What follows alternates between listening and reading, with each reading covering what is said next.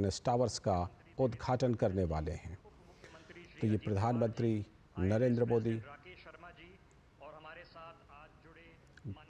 Narendra Modi INS towers का उद्घाटन कर चुके हैं और प्रधानमंत्री नरेंद्र मोदी यहाँ पर मुंबई दौरे के दौरान ख़ास तौर पर पहुँचे हैं INS भवन, इंडियन न्यूज़पेपर सोसाइटी सचिवालय, जहाँ पर कि प्रधानमंत्री ने INS टावर्स का उद्घाटन किया है।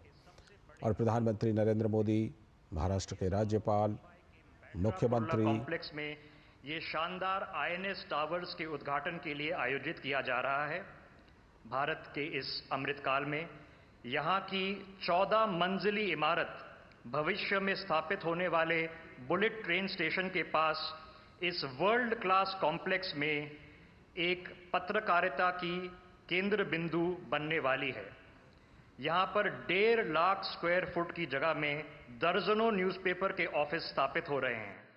हम हृदय से धन्यवाद करते हैं भारत के प्रधानमंत्री आदरणीय नरेंद्र मोदी जी का, जिन्होंने अपना कीमती समय निकाला इस उद्घाटन समारोह के लिए और अपनी उपस्थिति से इंडियन न्यूज़पेपर सोसाइटी को ऊर्जा दी। बहुत बहुत तालियां।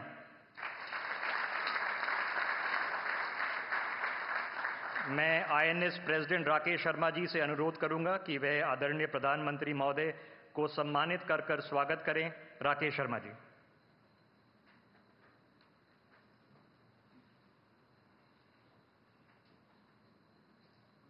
तालियां की गूंज आती रहे।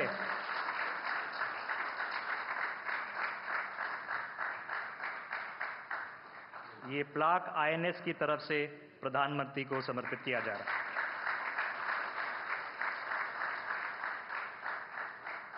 राकेश जी, अब माननीय मुख्यमंत्री एकनाथ शिंदे जी से पहले आदरणीय राज्यपाल रमेश बैस जी को भी स्वागत करेंगे।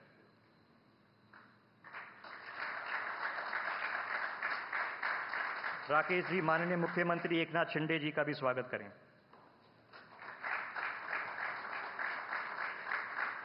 राकेश जी से गुजारिश है कि माननीय उप मुख्यमंत्री श्री देवेंद्र फडणवीस को सम्मानित करें। और अब उप मुख्यमंत्री श्री अजीत पवार जी।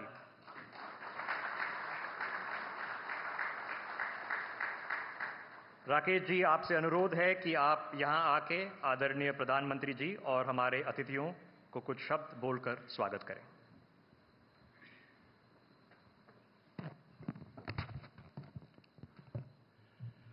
राष्ट्रहित के सबसे बड़े चिंतक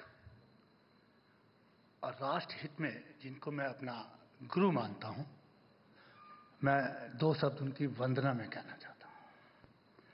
अखंड मंडलाकारं व्याप्तं येन चराचरं तत्पदं दर्शितं येन तस्मै श्री गुरुवे नमः।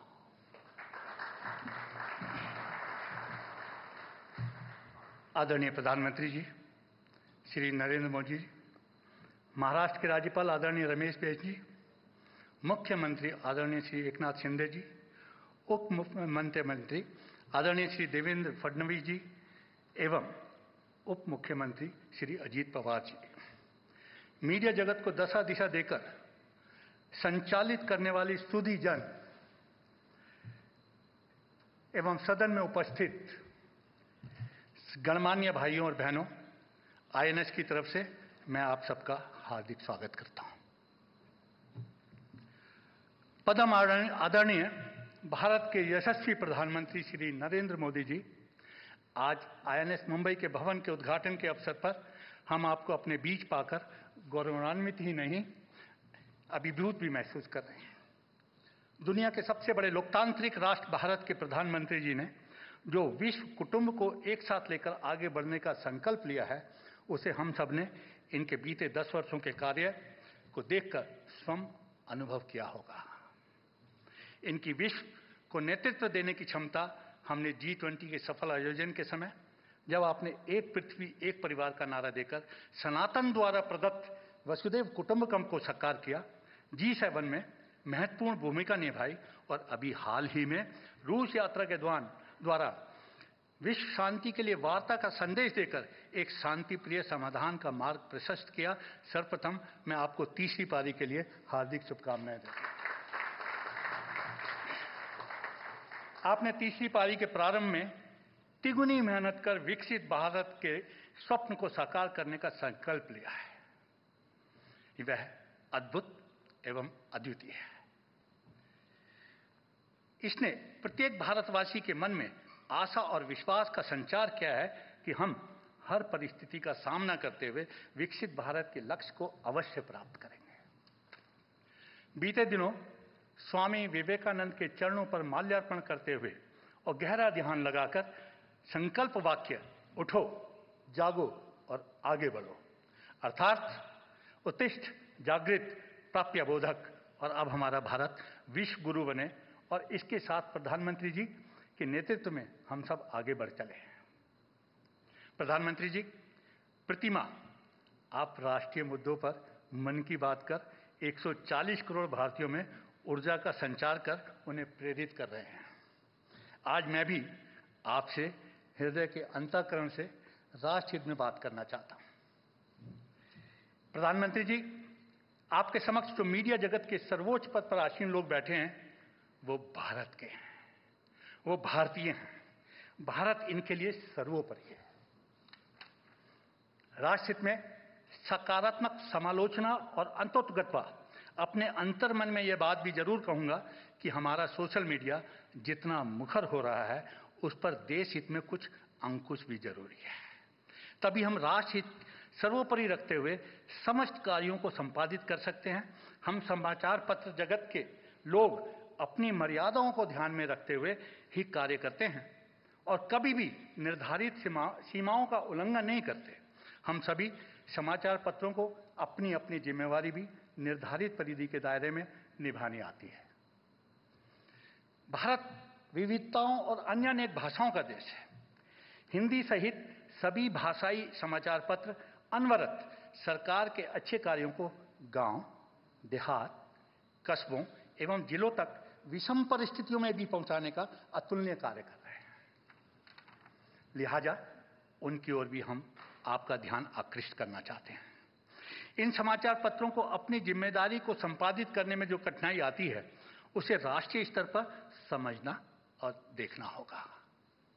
प्रधानमंत्री जी, राष्ट्र हित को समृद्ध बनाने के लिए यह भी जरूरी है कि मीडिया जगत और सरकार एक दूसरे के पूरक बनकर बढ़ेंगे तो ही विकसित राष्ट्र भारत का संकल्प शीघ्र ही साकार होगा।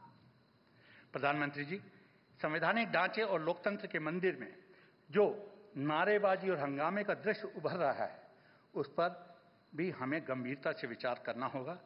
इसे देख हम सब विचलित हैं, यह कहीं विकास में आड़े तो नहीं आएगा। प्रधानमंत्री जी, आप हमें आशीर्वाद देने आए हैं और आपसे एक बात साझा करना चाहता हूं कि कोरोना कालखंड के उपरांत हमारा समाचार पत्र उद्योग अभी तक उभर नहीं पाया है। आपसे इससे निकलने के लिए कुछ प्रस्ताव और सुझाव दे रहे हैं। इसमें आपके आशीर्वाद की आवश्यकता पड़ेगी। सर, हम लंबी अवधि तक राष्ट्र की सेवा कर सकें, इसके लिए कुछ दिन पूर्व ही आपकी सरकार में वित्त मंत्री श्रीमती निर्मला सीतारमण जी को मैं कुछ सुझाव देकर आया हूं। आशा करते हैं वह इस बजट में उन पर विचार अवश्य करेंगी जिसे हमें कुछ सहायता मिल सकेगी। प्रधानमंत्री जी, एक बात का और उल्लेख करना चाहूंगा जिससे पूरा मीडिया जगत उथल पुथल हो गया। सर्वोच्च न्यायालय ने एक फूड और हेल्थ प्रोडक्ट्स के विज्ञापन को लेकर एक आदेश पारित किया था, लेकिन कुछ अति उत्साही अधिकारियों ने इसे हर प्रकार के विज्ञापन पर लागू कर दिया। आदेश था कि विज्ञापन दाता और विज्ञापन एजेंसी विज्ञापन देने से पहले सूचना और प्रसारण मंत्रालय या भारतीय प्रेस परिषद की साइट पर सेल्फ डिक्लेरेशन देना होगा कि इस विज्ञापन में कोई भ्रामक दावा नहीं है। सर, देश में लगभग 13 लाख विज्ञापन दाता हैं, जिसमें अधिकतर गांव, कस्बों और जिलों से हैं और उनके पास ऐसी कोई सुविधा नहीं है कि वो सेल्फ डिक्लेरेशन साइट पर डाल सकें। इससे समाचार पत्रों को आर्थिक घाटा होना शुरू हो गया है। हम चाहेंगे भविष्य में ऐसा कोई भी आदेश जारी करने से पहले संबंधित लोगों से चर्चा अवश्य होनी चाहिए, जिससे उत्पन्न होने वाली समस्याओं से बचा जा सके। इंडियन न्यूज़पेपर सोसाइटी की स्थापना 85 वर्ष पूर्व 1939 में हुई थी। आज हमारे बड़े, मंझोले और छोटे अखबारों को मिलकर 800 सदस्य हैं। यह सोसाइटी उनके हितों के लिए काम करती है। आज इस मौके पर मैं उन सभी साथियों का, खासकर जिन्होंने इस भवन के निर्माण में बहुमूल्य योगदान दिया है, उन्हें भी याद करना चाहूँगा। जैसे श्री विजय दर्रा, जिन्होंने जमीन दिलवाने में महत्वपूर्ण योगदान दिया, श्री एच.एन. कामा, जिन्होंने लगातार इस प्रोजेक्ट पर बारीकी से निगाह रखते हुए इसे संपन्न करवाया। मेरे पूर्ववर्ती अध्यक्षों ने भी अपनी तरह योगदान दिया। हमारी सेक्रेटरी जनरल मेरी पॉल ने भी लगातार बहुत भागदौड़ कर कार्य संपादित किया। और अंत में मैं राज्यसभा सांसद कार्तिकेय शर्मा जी का भी अभिवादन करूंगा, जिन्होंने आज के कार्यक्रम को सफल बनाने में बहुत योगदान दिया है। प्रधानमंत्री जी, समाचार पत्र उद्योग का विकसित राष्ट्र बनाने में बहुत योगदान रहने वाला है। मेरा आपसे विनम्र अनुरोध है कि जैसे आज संवाद हुआ है, वह साल प्रति साल ऐसा आपके साथ, इंडस्ट्री के साथ चर्चा का मौका मिले तो उससे हमें बहुत ऊर्जा मिलेगी। अंत में ऋग्वेद 10वें मंडल के मंत्र उद्धृत करते हुए मैं इंडियन न्यूज़पेपर सोसाइटी की ओर से यही कहूँगा कि सम गच्छत्वम संबद्धाम सावो मानांसी जानता हम देवा समानो मंत्र समिति समानी। हम भावनात्मक जुड़ाव से आपके संकल्पों के साथ जुड़ते हुए आगे बढ़ने के लिए निरंतर प्रगतिवान रहेंगे। प्रधानमंत्री जी, आपकी उपस्थिति से हम अनुग्रहित हैं। आप हमें नव ऊर्जा देने आए हैं।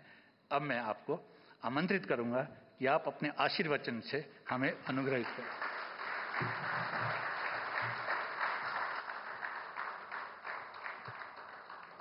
महाराष्ट्र के गवर्नर श्रीमान रमेश बैस जी, मुख्यमंत्री श्रीमान एकनाथ शिंदे जी,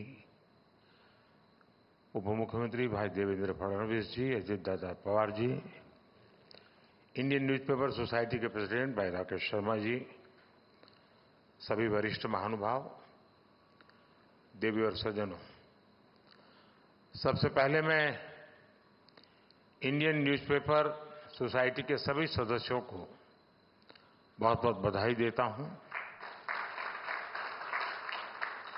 आज आप सभी को मुंबई में एक विशाल और आधुनिक भवन मिला है।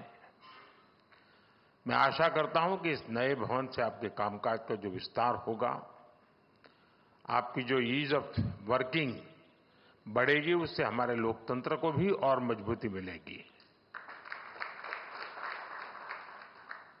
इंडियन न्यूज़पेपर सोसाइटी तो आजादी के पहले से अस्तित्व में आने वाली संस्थाओं में से एक है और इसलिए आप सबने देश की यात्रा के हर उतार चढ़ाव को भी बहुत बारीकी से देखा है, उसे जिया भी है और जन सामान्य को बताया भी है। इसलिए एक संगठन के रूप में आपका काम जितना प्रभावी बनेगा, देश को उसका उतना ही ज्यादा लाभ मिलेगा। साथियों, मीडिया केवल देश के हालातों का मुख्य दर्शक भर नहीं होता। मीडिया के आप सभी लोग हालातों को बदलने में, देश को दिशा देने में एक अहम रोल निभाते हैं। आज भारत एक ऐसे कालखंड में है जब उसकी अगले 25 वर्षों की यात्रा बहुत अहम है।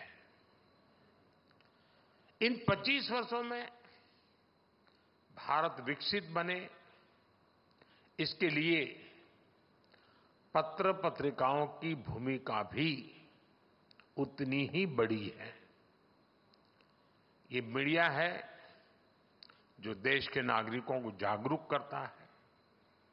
ये मीडिया है जो देश के नागरिकों को उनके अधिकार याद दिलाता रहता है और यही मीडिया है जो देश के लोगों को ये एहसास दिलाता है कि उनका सामर्थ्य क्या है। आप भी देख रहे हैं, जिस देश में नागरिकों में अपने सामर्थ्य को लेकर आत्मविश्वास आ जाता है, वो सफलता की नई ऊंचाई प्राप्त करने लगता है। भारत में भी आज यही हो रहा है। मैं एक छोटा सा उदाहरण देता हूं आपको। एक समय था जब कुछ नेता खुलेआम कहते थे कि डिजिटल ट्रांजैक्शन भारत के लोगों के बस की बात नहीं है।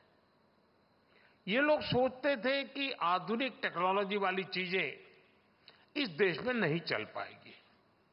लेकिन भारत की जनता की सूझबूझ और उनका सामर्थ्य आज दुनिया देख रही है। आज भारत डिजिटल ट्रांजैक्शन में दुनिया में बड़े बड़े रिकॉर्ड तोड़ रहा है।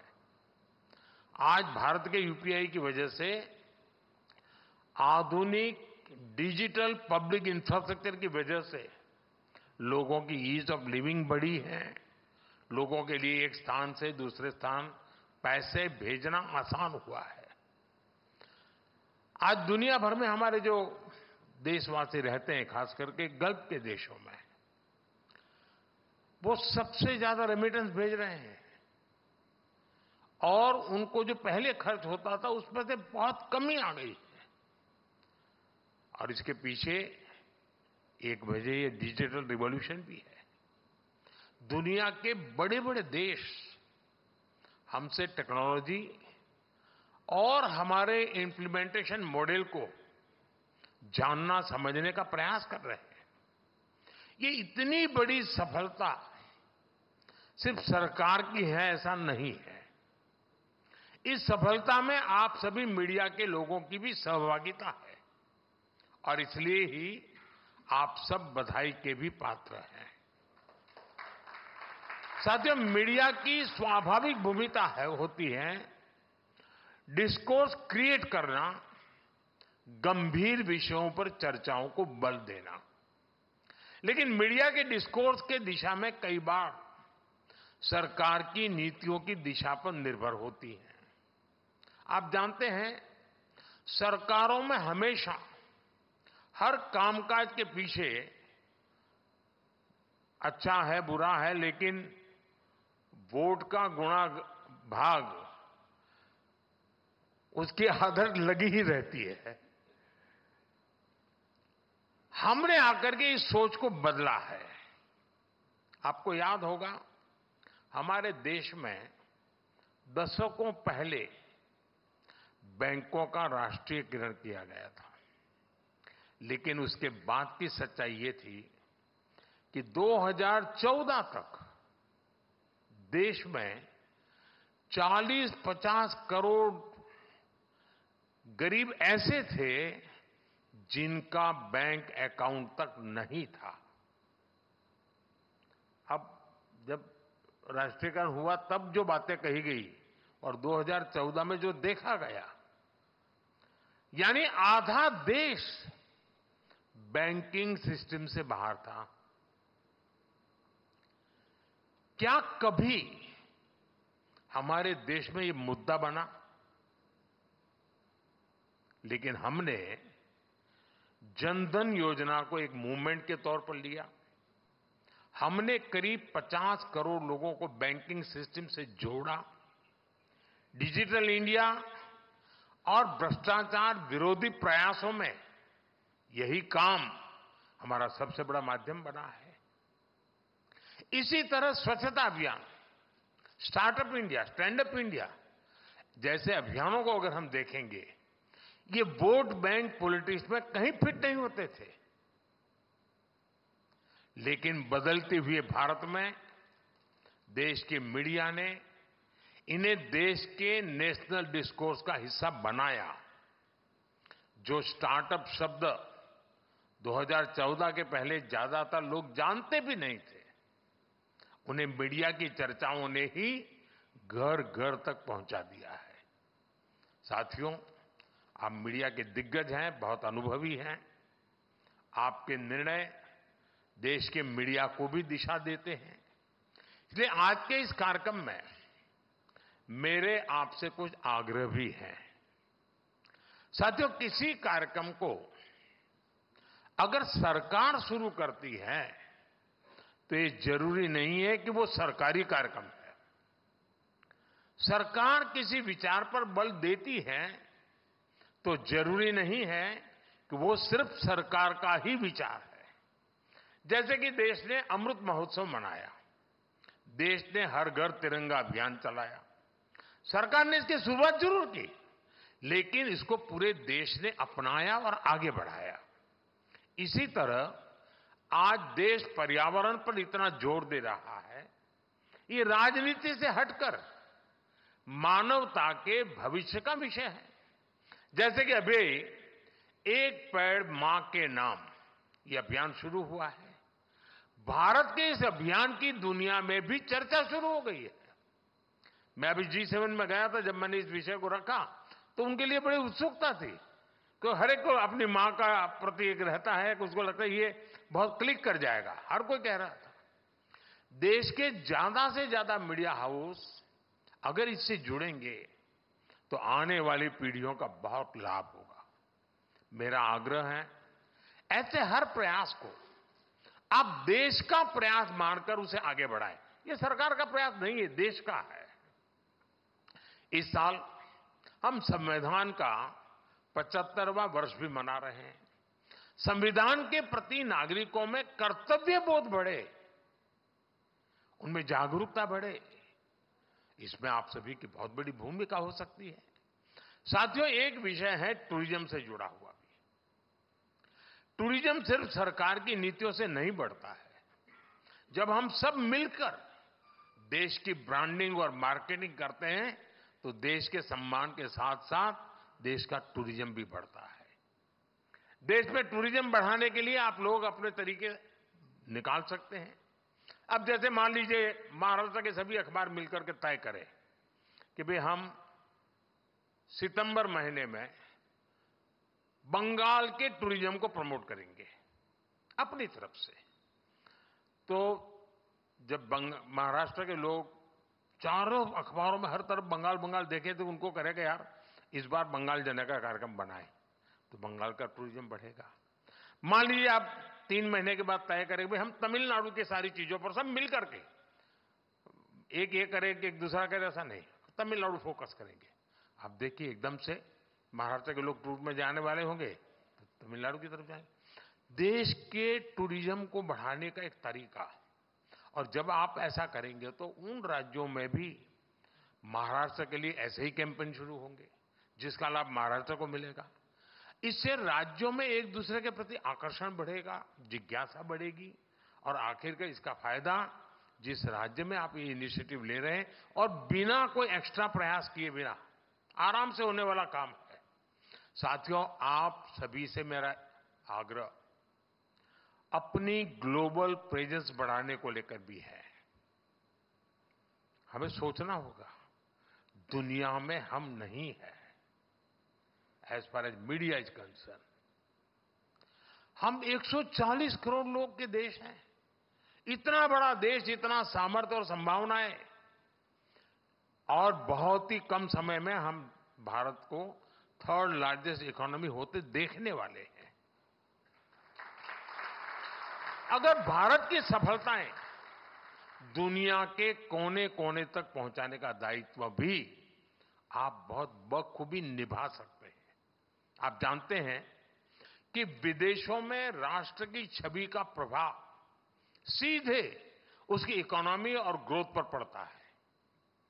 आज आप देखिए विदेशों में भारतीय मूल के लोगों का कद बढ़ा है, विश्वसनीयता बढ़ी है, सम्मान बढ़ा है, क्योंकि विश्व में भारत की साख बढ़ी है।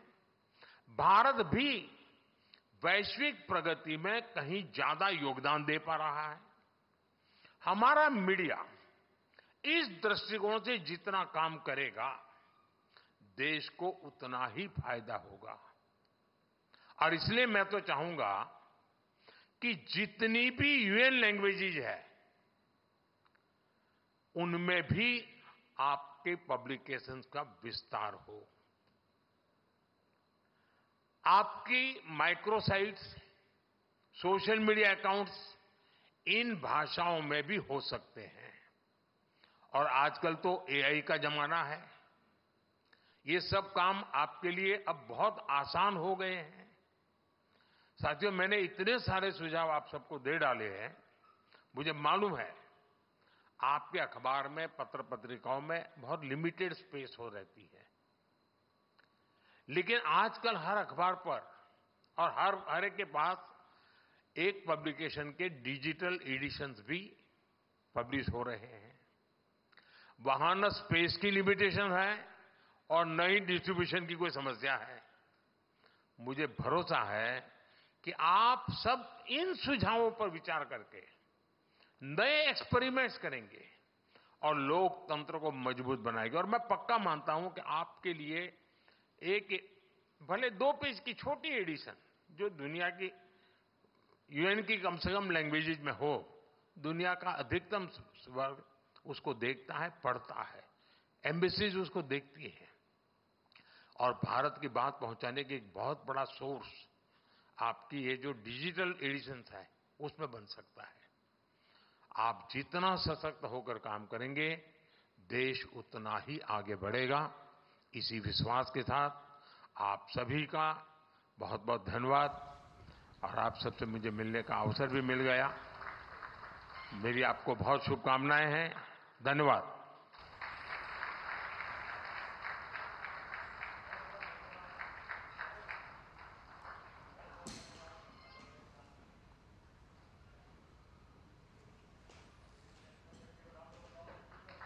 Could I request you to kindly stay